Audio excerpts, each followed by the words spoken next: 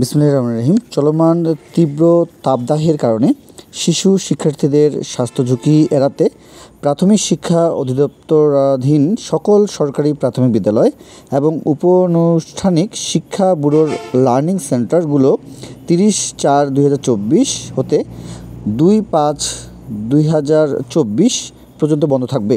খুলনা, রাজশাহী বিভাগের সকল জেলা, ঢাকা বিভাগের 5টি জেলা, বরিশাল বিভাগের পটুয়াখালী জেলার সকল মাধ্যমিক, কলেজ, স্কুল, মাদ্রাসা, কারিগরি শিক্ষা প্রতিষ্ঠান বন্ধ থাকবে।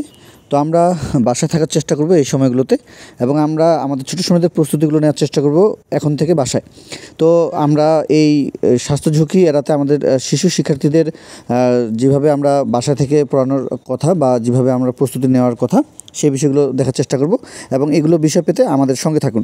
সকলকে অসংখ্য ধন্যবাদ পাশে থাকার জন্য। খোদা হাফেজ।